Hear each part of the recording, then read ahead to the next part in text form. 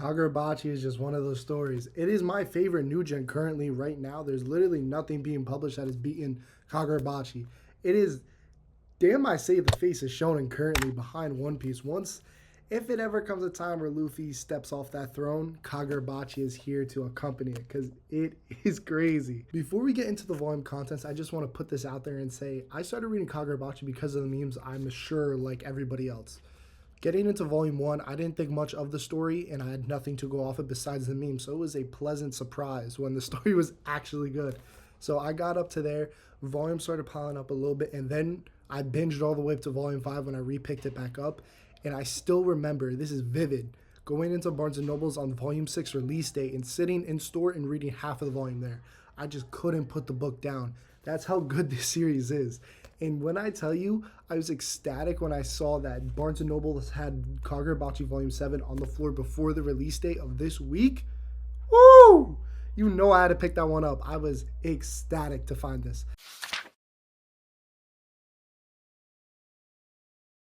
Volume 7 opens up with Hiruriku and Chihiro's battle in the theater, and this was one of my favorite battles out of Volume 7. I really did like what was going on with Samura and over there with them, but this is what took the cake for me in Volume 6. I absolutely love their dynamic, and I like how Chihiro is getting pushed into these themes with him. Like, I feel like these is getting built up to be his rival, and I'm really, really loving it because as we go on to see in later in the chapter, like, he has a genuine care for Chihiro because he wants to be Chihiro's, like, friend. Like, that's his only friend. He wants to be rivals. And I really do like how the concept of school is presented to Chihiro through Hiruhiku. Hiruhiku brings this up, and he's like, the concept of school is something for children to go through, but we do not belong there because we are killers. We are murderers.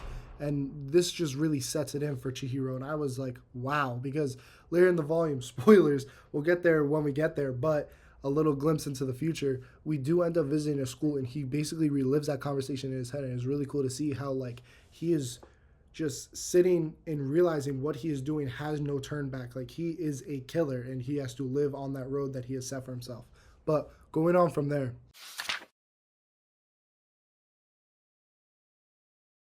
as Chihiro and Hikiriku's battle continues, a enchanted blade gets thrown in here, and Chihiro is caught off guard because he's like, that was binded to somebody with Samura at that fight. So when he goes on to find out that Hikiriku runs over and grabs the enchanted blade and binds himself to it, Chihiro's just like lost. He doesn't know what is going on. And then we flash back to the Samura scene. And y'all, the Samura's character has taken me for a ride. I was not expecting this out of this character.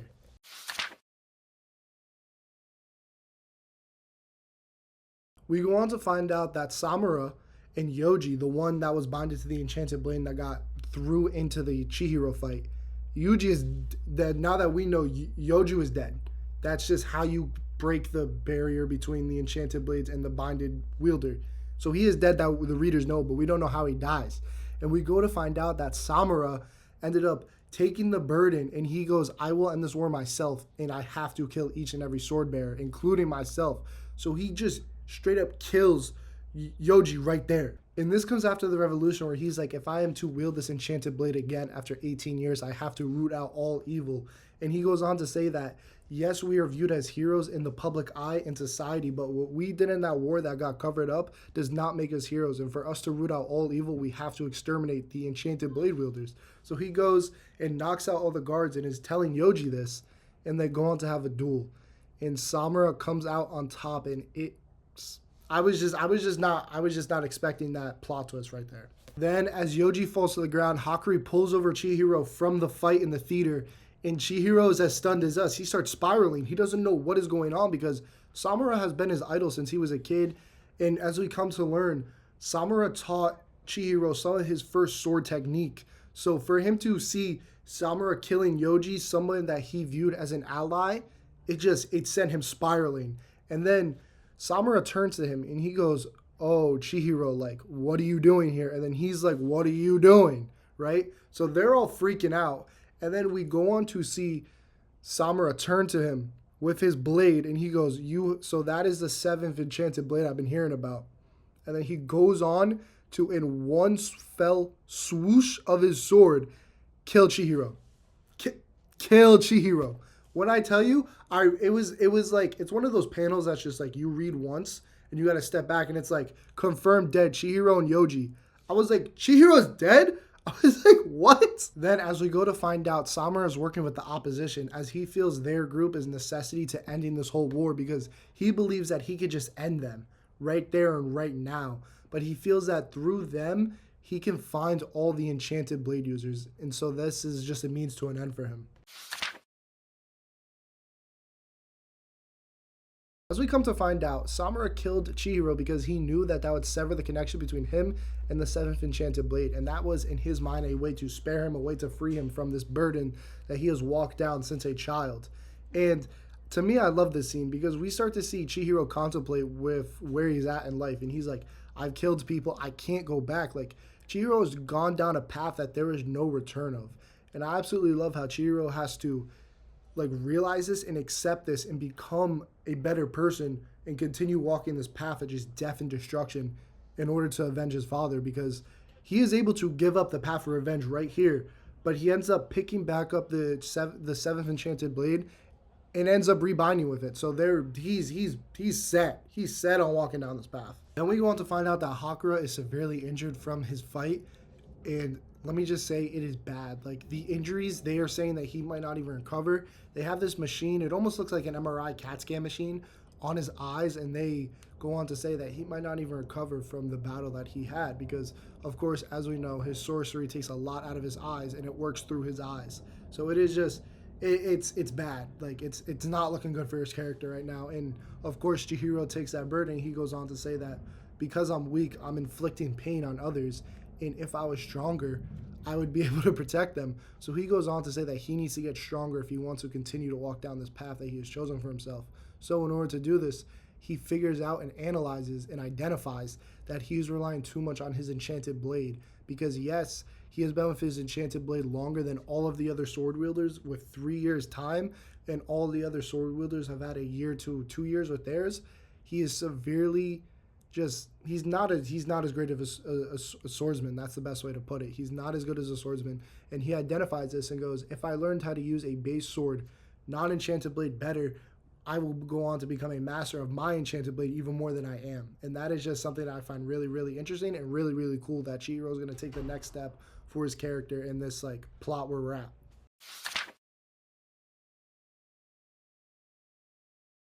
Something that I also found really, really fascinating in this volume is how Samura uses his enchanted blade. We go on to find that in the sky, there's a technique called an owl, and it is basically just it's a giant eye in the sky. And it is almost like a radar to use spiritual technique to pinpoint them, but it only goes off a high intensity spiritual technique. So the way they describe it is this is essentially an enchanted blade detector and radar because when you use an enchanted blade, it emits a lot of spiritual energy. So whenever one is unsheathed, it will get pinpointed by Samura and he will basically show up in seconds and duel them and kill them. And then we go on to find out that this is how they're going to find Samura, and they're not really worried about finding Samura now because they know that he will show up whenever a enchanted blade is unsheathed. Also, side note, Masumi is such a badass group. The ninjas, dude, they are so badass. The panel where Chihiro is getting suited up with them, chef's kiss. Chef's kiss. I absolutely love that one. It was such a nice panel when they're all suited. Absolutely love that. But their whole dynamics between each other, I really do love because they go on to pick up on Chihiro having to take the burden on for himself, and they go on to be like, hey, let's share the burden. Like, we're all in this together at this point. Like, it's live or die here. So, like, what's the point of you taking everything onto yourself? And I just love how that continues to build on Chihiro's character. But staying on topic, we then go on to follow our group to a school where they go on to find Samura's daughter. And it gets to reveal to us through a cast of spells and plots and whatever. Samura ended up killing his daughter. Technically, they put a spell over her where she wiped her memory and she was basically relocated, and Samura was cut out of her life for the betterment of her own like person. Samura believed that if he continued to be in her life, it would not be good for her or Samura. And he uses death as a way, as we can see with Chihiro, he uses death as a way to distance himself from the ones he truly loved. So we then get to see that this spell that was placed over Samura's daughter is beginning to break because of the owl in the sky. This is reminding her of her father, whether it's through the spiritual energy that's getting released and she can somehow identify this or whatever it is. Owl is breaking the seal on Samura's daughter, and this begins to make her remember things that she shouldn't know. And then all hell breaks loose in the school. The ninjas pull up, Chihiro pulls up, Kugiri pulls up with his partner, and it is crazy. They end up taking the girl, but Chihiro gets her back, and Kugiri and Chihiro are dueling. And I really do find it fascinating how Chihiro is using this as a, like, basically teaching lesson to himself. And he is able to identify things like that. We learn this is something that he got from his father, and I find it really, really cool how he is basically applying this to a different scenario. But after all is said and done, we then see Chihiro use Yoji's sword technique, and this is something that takes a plethora of time to attempt and even master. But Chihiro uses it and almost masters it on the first attempt, and this causes mass confusion in the battle. Because Kyuri is also a swords master of himself, and when he sees this, he is like, yo, hold on. This might be the swordsman I was looking to fight, because he has been trying to fight somebody the whole volume. But unfortunately, their fight gets cut short, and then Chihiro ends up taking Samura's daughter and the ninjas, and they all get away. And we are left near the volume's end.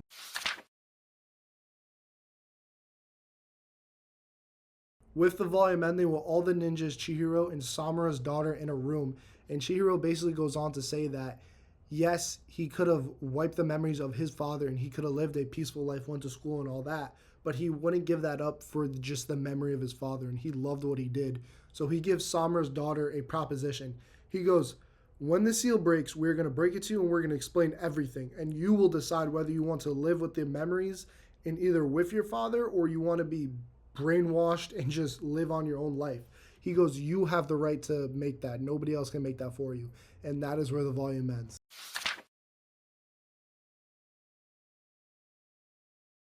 And wow, Volume 7 was definitely a plot twist and a bunch of roller coasters, from the amazing battles to the amazing art to the plot twist of Samura changing sides. And it was just crazy. I did not expect Chihiro to again die. I literally had to close my book and I audibly just went like, what? Like, I was so confused. But Kagurabachi, as somebody that is only physically reading, again, it got its anime announced. That anime is also going to be something that is fantastic. As somebody that is reading physically, I cannot wait for these volumes to keep on dropping. I don't want to read online because I feel like that takes away from the experience. But leaving off where this volume was, I'm ecstatic for volume 8. I can't wait for that to drop. And guys, you let me know, how do you guys feel about Kagurabachi? Are you as high as me? Or is it just something that is just memes and the story doesn't hold up to you? Because let me just say, from somebody that got into the story through the memes, I definitely do feel like the story does hold up quite well. But guys, again, if you guys have been enjoying these videos and love this content, please like, subscribe. I would have really appreciated it. And with that, guys, I'll see you in the next one. Peace.